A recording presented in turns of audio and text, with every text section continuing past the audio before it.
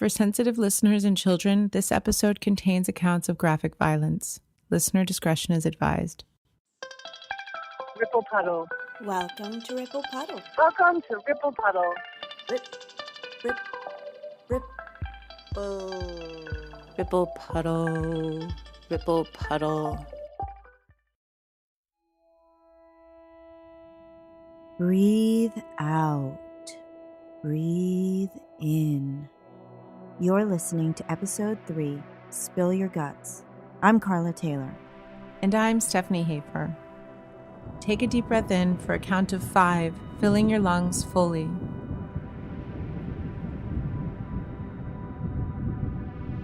Now hold your breath for 5 seconds.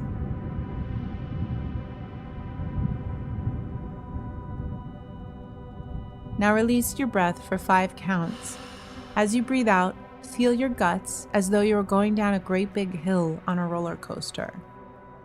Hold your breath for 5 counts. Continue to do this 5 more times. Have you ever thought about all the things your gut does for you outside of digestive functions? Your guts, also known as the enteric nervous system, work symbiotically with the brain. And when you think about the fact that 95% of serotonin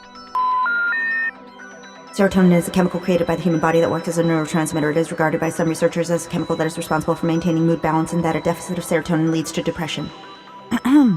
As I was saying, 95% of serotonin production takes place in the gut.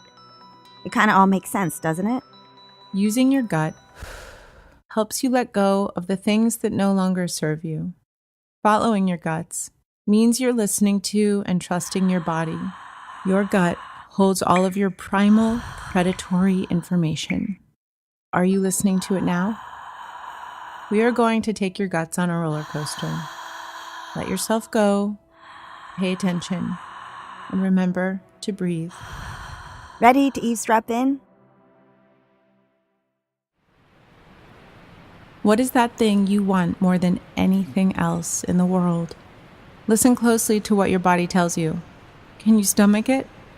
Because the truth lives not in your head or heart, but in your gut. Here is Carla Taylor.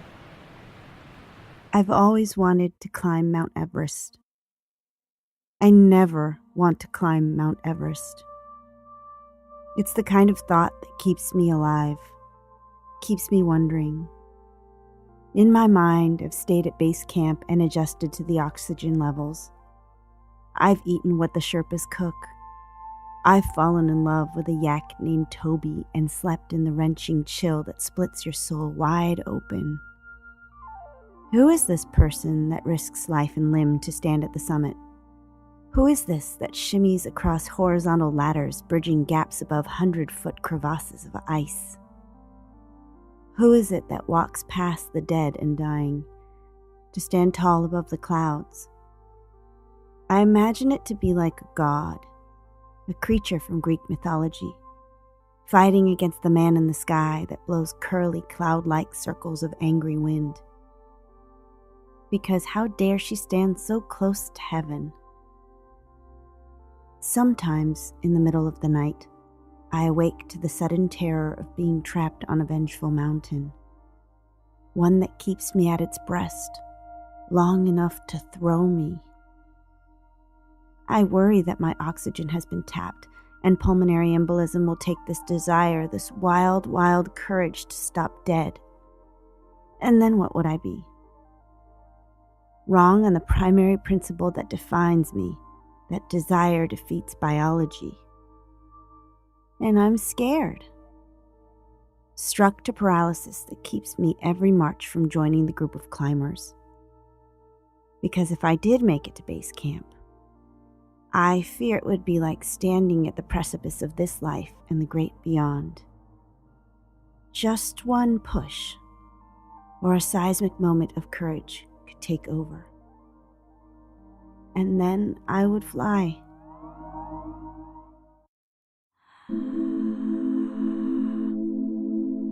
You've got courage and you've got bravery, both of which take guts. I see bravery more as an individual act, whereas courage is more selfless, done on behalf of others. Here's J-Bone's story. Well, I learned some interesting things over the years about keeping an eye on people, knowing what's going on, and always trying to do what's right. In one particular time, a guy I knew who lived in my neighborhood, lived in my apartment building, one floor down from me. He was a weirdo, but I knew him because of proximity mainly, and one of those arm lengths type of people. But so I would engage with him, someone I would talk to from time to time. Over the course of about a year of knowing him in this apartment that I lived in over on Wayne State's campus, he turned out to be a real creep. I worked at Wayne State, and reading the Wayne State newspaper, I would read different crime sections just to know what's going on, in my spare time. This was the summertime, and the area would clear out from students not being there over the summer courses, but the neighborhood was still there, so I knew a lot of people. And I guess where I lived, I had a pretty good idea of who was who. And when I read this one particular day in the crime section of the newspaper about a kidnapping and a raping of two women by a description of a guy that they put out there in the newspaper, based on where it was described that they were taken and where they were kidnapped from, and then as well returned to, made me just start thinking, well, who in this neighborhood would do that? And as I read the description, I thought to myself, that kind of sounds like... And so I thought about it for maybe about a minute and just, stirred it around in my mind, but was still compelled enough to pick up the phone in the office and call the Wayne State cops and say, hey, I read this in the newspaper about, the school newspaper, in the crime section about this kidnapping and this raping. And they're like, yeah. I said, well, the description sounds like this guy I know, and I gave him the name. And they said, okay, we'll look into it.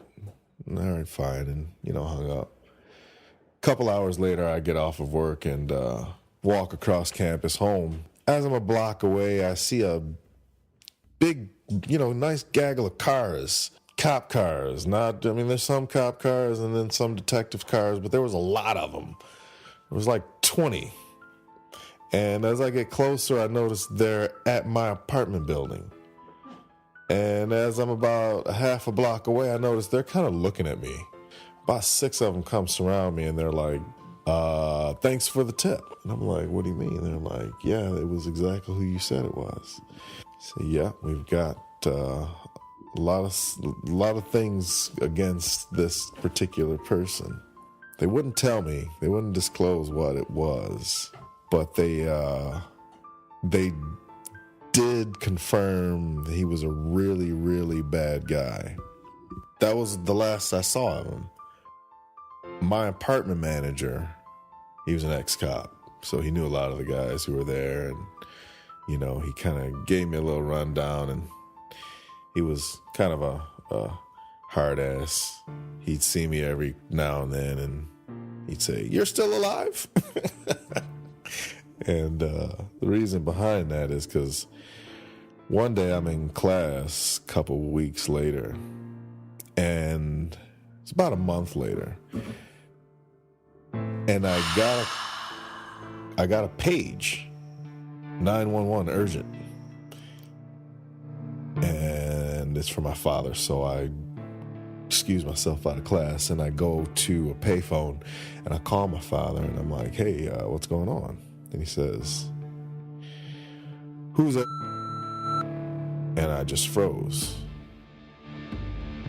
I said, well, he's the guy I kind of called the police on because he fit the description of this rapist. And they said it was him. Why are you asking? I said, well, I just got a call from your apartment manager, and he got a call from the police, and they said to tell him to tell you that he's broken loose off of a tether that they had him on, and they don't know where he is, and he knows you ratted him out, and he's looking for you. I made a phone call, found a way to get a hold of something to protect myself. I ended up putting in an application to get a pistol license, a purchasing permit. Took about a month, and I was granted a purchasing permit, got myself a pistol. Pretty much spent that whole summer avoiding said perpetrator, and about a month into this whole ordeal, he got picked up in Missouri in a car that he had stolen from with a pistol that he had stolen from a woman that he had beat up and raped. And they gave him 30 fucking years. And he'll be out in probably 10. And he'll be about 70. And I still got my motherfucking pistol.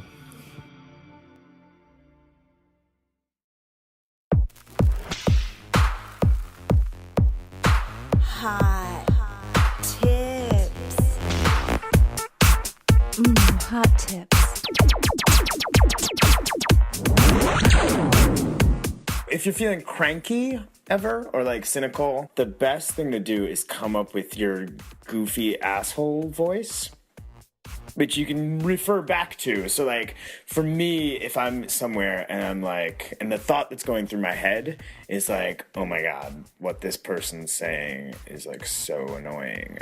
Then what I have to do is like say that out loud in my goofy asshole voice and like make it very silly that I'm thinking that, like call myself out on thinking that. So if that's going through my head and then I say, oh my God, what this person says, yeah. And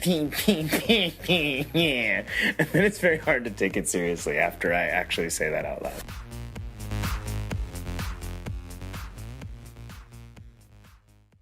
This episode's Hot Tip is brought to you by Ryan Egensberger, a New York City sightseeing guide who studies history at Hunter College.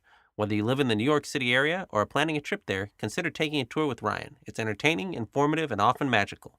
You can find him at Sweet Streets Hospitality Club on Facebook. Do you ever dream of a counterintuitive love? A person you never imagined yourself with that helps you write your life story all the way to a happy ending? If your gut doesn't like it, it might just let you know. The hard way. Anna Ramirez tells her story. I was in college. It was my senior year.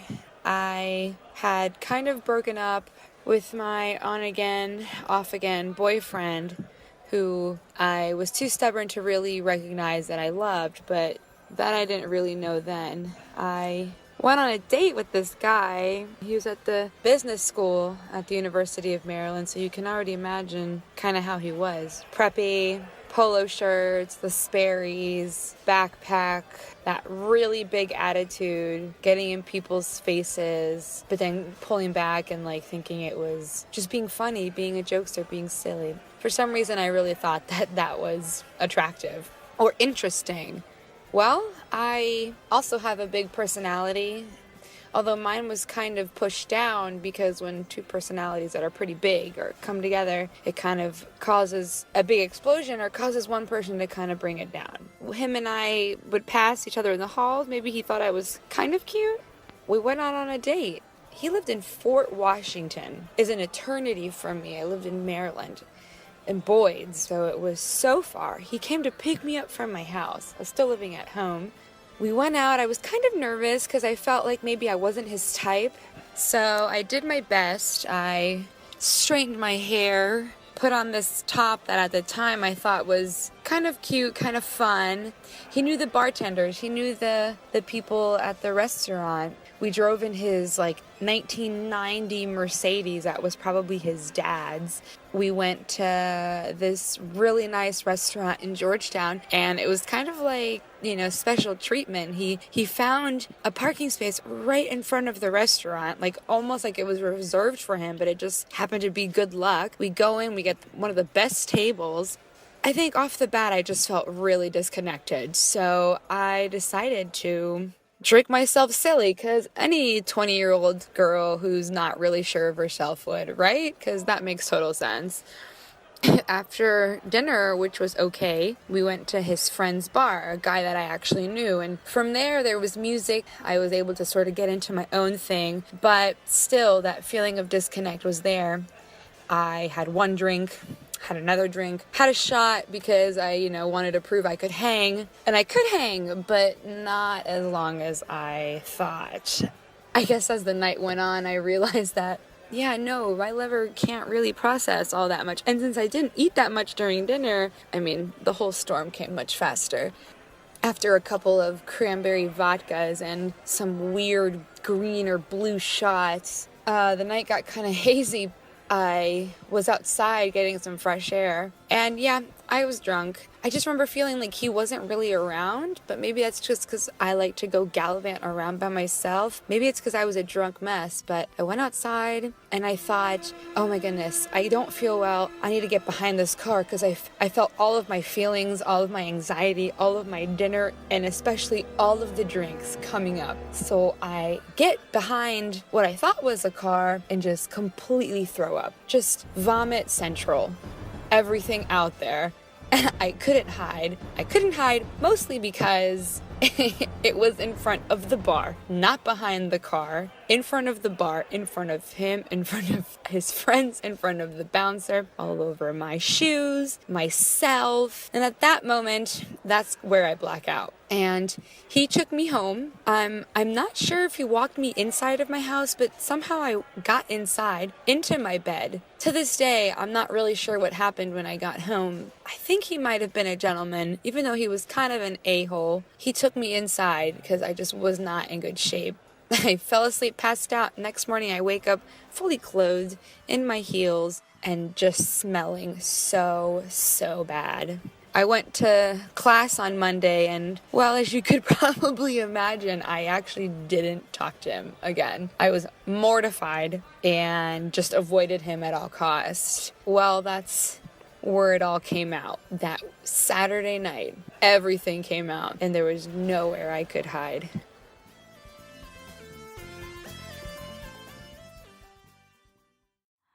I like to play against my own intuition from time to time, just for the sake of spontaneity or in hope of tricking fate. Listening to your gut requires trust in not fearing that you will fall off the deep end of sanity. Without reason or excuse, that instinct can save your life. Larrabee tells her story. Listener discretion is advised.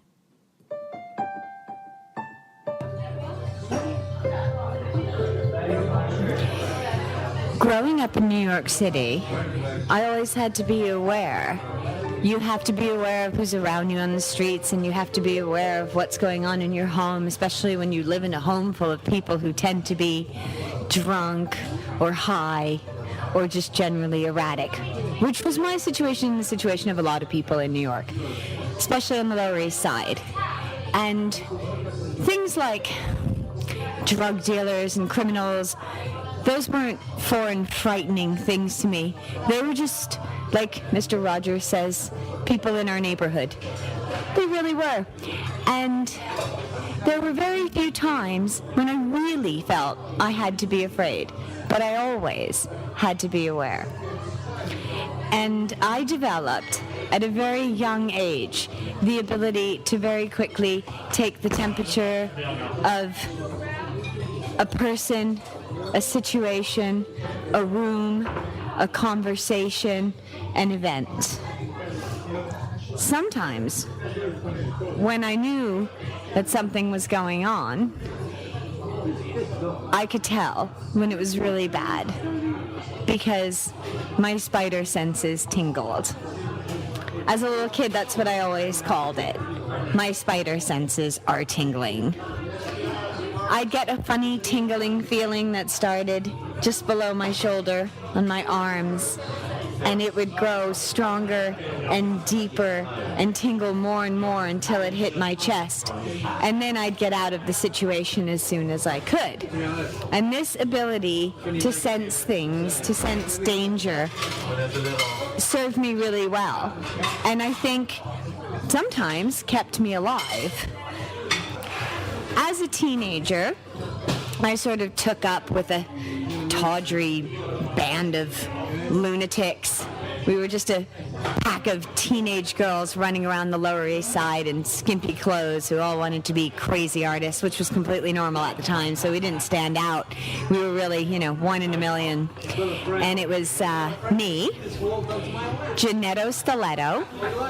We called her that because she always wore combat boots. Her sister Laurel, who played the bass, and a lovely Swedish ballerina who moved to New York City to dance on Broadway, but ended up dancing on 6th Avenue in a topless bar called Billy's.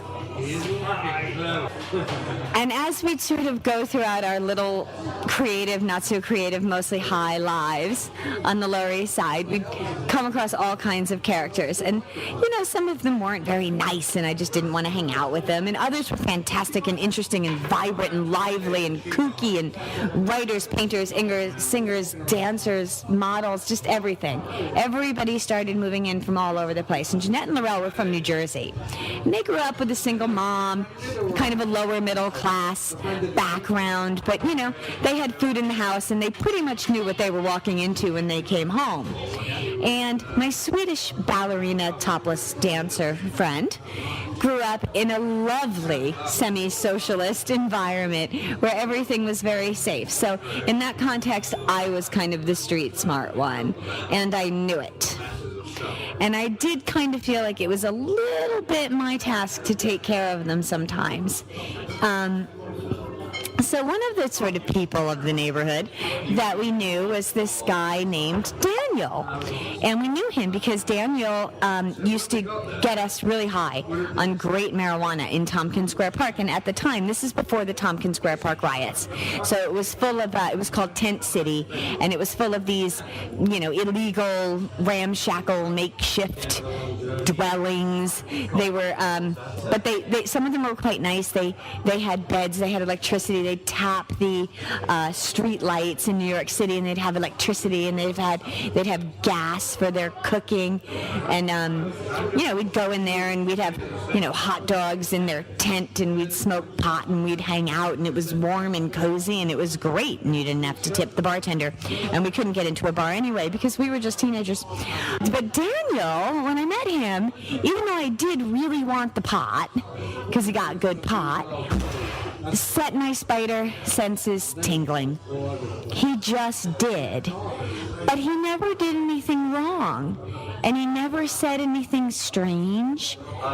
And he never made anyone else feel at all uncomfortable. But me, I was tingling. I was tingling throughout my entire body to the core of my chest. And I didn't want to smoke his pot. And I didn't want to go into his tent. And no one could understand why. And Jeanette and Laurel and my Swedish friend thought he was great because he knew all the constellations to the stars, which we could hardly see, so he could have been lying. And he got the greatest pot in New York. And they wanted to hang out with him all the time. Now, because Laurel played the bass and Jeanette was her sister, she decided that she was going to play drums. And, of course, my Swedish friend who wanted to dance on Broadway was focused on that as well. So we all sort of had art in common. I wanted to be a writer, and I always wanted to be a writer, and she wanted to be a dancer, and she wanted to play the bass, and she was going to learn the drums. And Daniel, even though we walked around that neighborhood in skimpy clothes at all hours of the morning, day and night, was going to walk Jeanette home from her drum lessons into our shared flat and smoke a joint with her in our apartment. And I didn't want that to happen because I couldn't be around him. I just knew that there was something wrong with Daniel. And my friends were angry at me. They didn't believe me that there was anything wrong with Daniel. They said, but he's so nice and he gives us pot and he never said anything and you have no proof.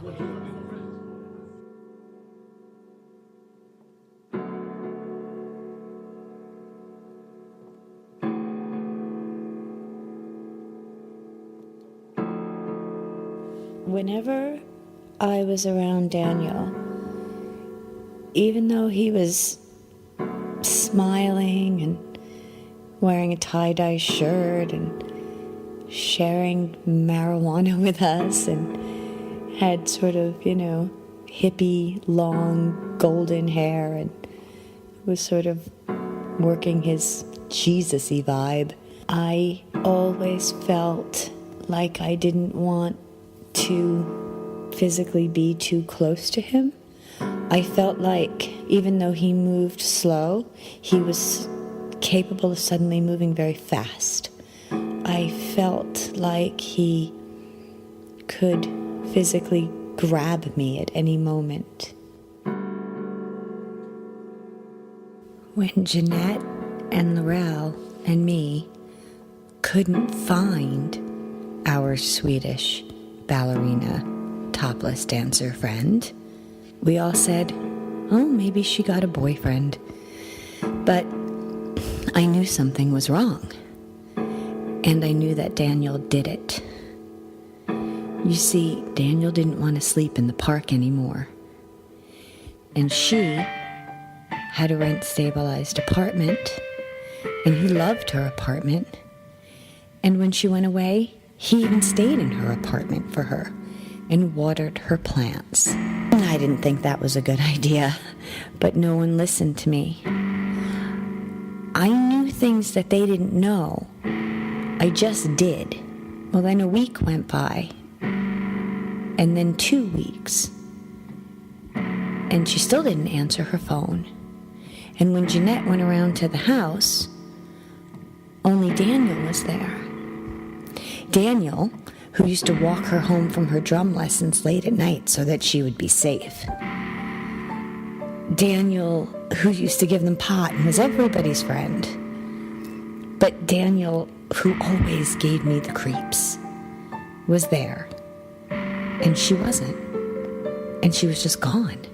And then we heard rumors. And the people in the park said that Daniel had made soup for everyone, all of the other homeless people, which I thought was strange because Daniel never had a job and he had lots of pot, but he never had any money.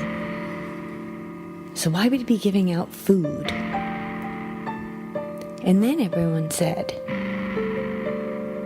that Daniel killed our Swedish friend because he wanted the apartment, and he told them when he was high. And he was getting high on a lot more than pot. And I believed it.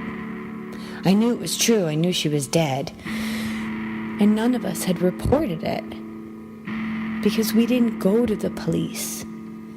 Because back then, if you went to the police, they weren't culturally considered helpful. We were afraid of them. They weren't our friends. It would be our fault. And we didn't trust them. A lot of the police made my spider senses tingle at that time in New York City. Eventually, Daniel was arrested. And when the whole story came out, it turned out that he killed her. My Swedish friend, he cut her up into little pieces, and he boiled her and made soup and fed the soup to the homeless people. And he put her head and her bones in a Port Authority locker. And when they arrested him and searched the house, they found the key. And then everyone knew where my Swedish friend was, and then everyone believed me.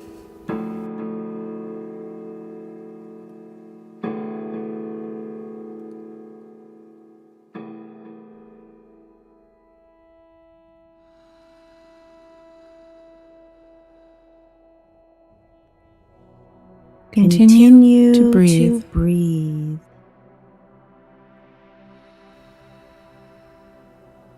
The truth is a funny thing, a loved and hated thing.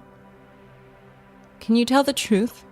Speak from your guts and honor yourself for telling it despite the reaction of others? And can you hear the truth and respect the person who speaks it? JJ shares a story.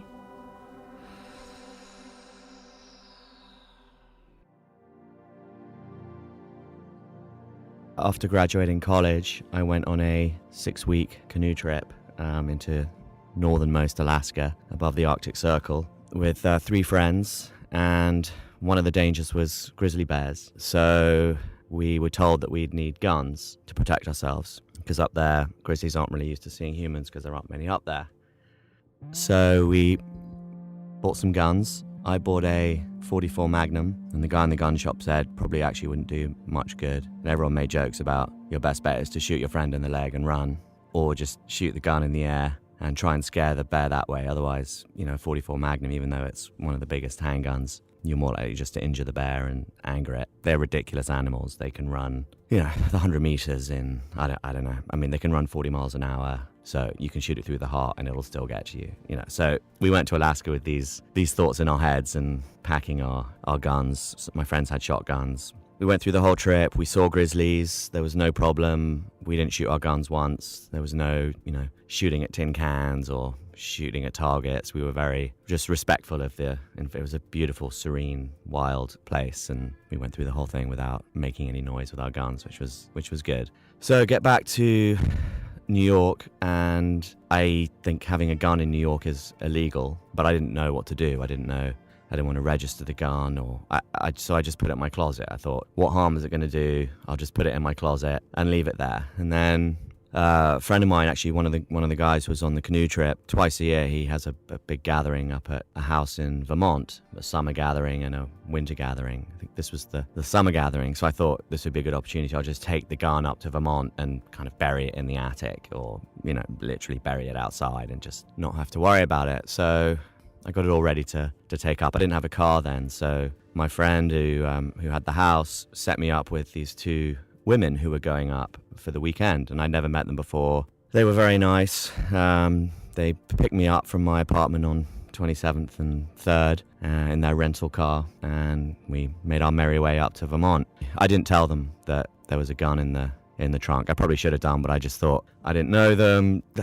Just better that they don't know. We're driving up through Massachusetts, and this woman, Charlotte, who was driving, was speeding and got pulled over. My heart started beating, and I thought, just stay calm. I was sitting in the back seat, had my sunglasses on. I was probably hungover. The policeman walks up, and he just looked. I don't know if you've seen the Massachusetts State Police, but they look like Mussolini's personal guard. They've got the sort of the jodhpur flared out trousers with the high leather boots and the funny kind of caps and leather straps, and they just look ridiculous, but very kind of officious.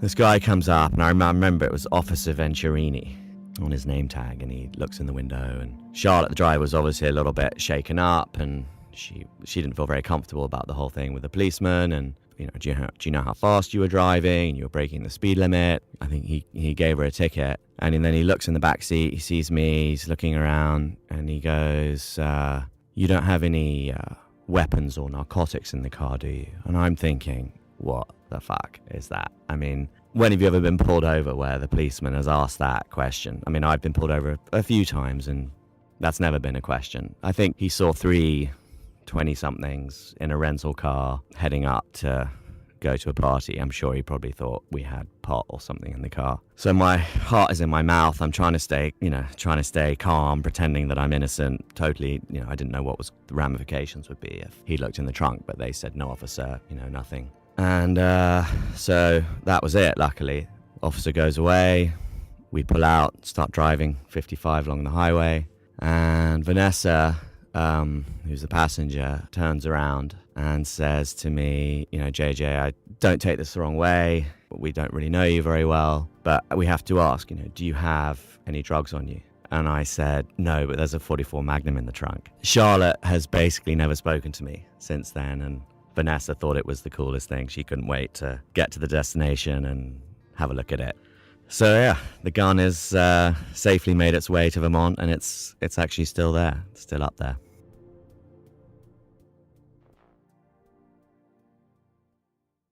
Stay true to your guts. And in case you haven't noticed, by guts, we mean your soul. Listen to it. Trust it at all costs. That's what you have to do to keep it alive. In binary code, a binary code represents text or computer processor instructions using the binary number system's 2 binary digits, 0 and 1. A binary code assists a bit string to each symbol or instruction. Be a 1 and not a 0. Stephanie Hafer is number 1 in this next piece.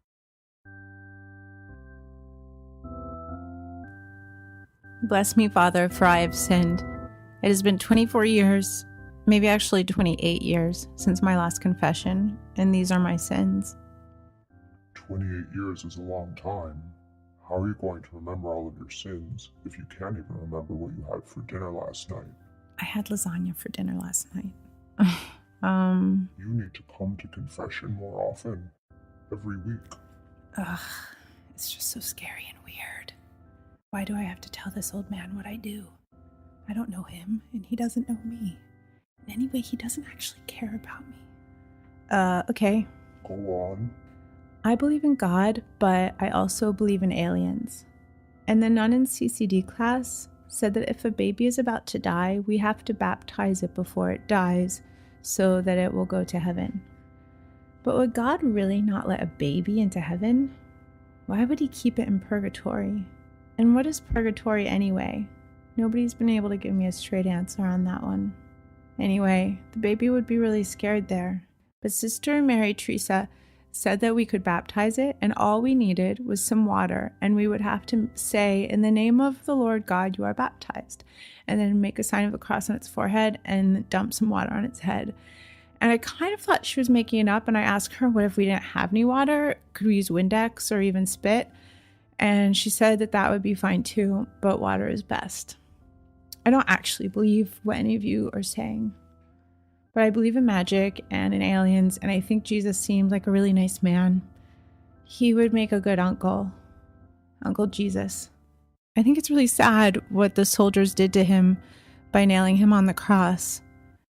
I have a crucifix of him in my room, and he's naked except for a little towel covering his privates. I made him clothes out of modeling clay and a hat instead of the thorny crown, and I just think being nailed to wood is not a very nice way to die, but it looks better than if he were in a guillotine or cut up or something. If he were hung or died in an electric chair, would the church make a big sculpture of that and hang it over the altar? It seems kind of morbid and grotesque, the sculpture of Jesus nailed to the cross. And we are forced to look at it every Sunday morning for an hour. I know it's to show us that he suffered for us, but then why not just have a sculpture of him crying? Seeing Uncle Jesus crying every Sunday would be much more effective, I think. I believe in horoscopes. I'm a Gemini. And I also believe in reincarnation, and I can't believe that it is a sin to believe in these things. I also believe in science and evolution. I don't pray every day, but I think I talk to God. But I also think that when I'm talking to God, that I'm talking to aliens or someone who is just a little smarter than me and invisible. Maybe it's just some part of me that's smarter and invisible. I'm still trying to figure that one out. I have taken God and Jesus' name in vain. It's just that sometimes I get really mad, and that's the best way to express my anger. Also, my parents say my name when they're mad at me in an angry way, and you say that God is within each of us, so isn't that kind of the same thing? Anyway, I guess that takes me to my next sin, which is that I don't always listen to my parents, and they get mad at me. And one time, I was sleepwalking, and I went downstairs and pooped on a kitchen chair. Is that a sin? My dog died a tragic and mysterious death, and I was really sad and mad at God for letting that happen, in case God is in charge of those things. I feel like I'm being forced to listen to lies when I'm in church. And why can't I be a priest if I want to? We play church at home, and I'm priest Stephanie, and my friend Amy, who plays piano really well, is organ Amy, and my friend Susie is Sister Susie. We give out neck away for candy as communion and make tap water holy by wishing and praying to God to please make it holy, please, please, please make it holy. I guess you're going to tell me that that's a sin too. I have killed bugs. I went to the anti-abortion march in Washington, D.C. with the church. I rode in a bus with a lot of other kids and grown-ups from our church. It was really cold, and I love babies, and I wanted to make sure that the babies would be protected, so I went. There were a lot of people with signs there, and they had really gross pictures of bloody babies, and I didn't understand why people would kill babies. And there were other people there, and they were pro-choice, and they were the bad guys. Having a choice is bad. Anyway, the more I grew up, the more I learned about both sides of the story, and I believe having a choice is a good thing. And wait a second, you, the grown-ups of the Church of the Nativity, you used me. I was a kid, and you dragged me and a bunch of other kids to a protest and had us hold signs that said, "Stop abortion now." Ugh. Anyway, I ended up having an abortion. I stopped going to church because it's so boring and my parents can't make me go anymore, and I'm 18 and I do what I want. I work on Sundays a lot. Is that really a sin? I had sex and I'm not married. I enjoy sex. I like my body. And why is my body any of your business? Why do I need to tell you if I masturbate? Do you masturbate? Go on. But since that's on the list of sins, I'll tell you that I've been masturbating since I was little. Like, really little. Like a lot of kids do. I would hump my stuffed bear and I would have tiny little orgasms. My behavior was a normal and healthy response to having genitalia. I do not think it is a sin, and I think you are a creep if you think my sexuality is any of your business. What I do with my body is my business, and what I choose to talk about is my choice. There's that word again that you don't like. Go on. I've been envious, unkind, proud, revengeful, jealous, hateful, even to those I love the most. I've lied, I've gossiped, I've been lazy. I've abused alcohol and tried lots of drugs. These are all sins, and I am a sinner. I stole an orange from the grocery store in high school and a shirt and pants in college on a dare. I've been sexually assaulted by a teacher at my high school. Was that my fault? He was a creep too, thinking he had some control over my body. I've been roofied by a coworker, a bartender at the restaurant I worked in at Manhattan. Wait, that wasn't my fault either. I just quit the job so I would never have to see him again. Another creep. You've just heard Carla Taylor, Jay Bone, Anna Ramirez, Larrabee, JJ Hillwood, and Stephanie Hafer. Special thanks to Ryan Egensberger. Ripple Puddle is produced by myself, Stephanie Hafer, and Carla Taylor. Theme music by Stephanie Hafer, Hot Tips theme by Carla Taylor, and Broke for Free. Thanks for listening. Please be sure to check out our website, www.ripplepuddle.com, where you can find more information about our next episode. We'd also love to hear from you. Yes, you. If you have a story to share, email us at ripplepuddle@gmail.com or call us at 313-389-6013. Here's a teaser for episode 4, Superpowers, due out February 2nd.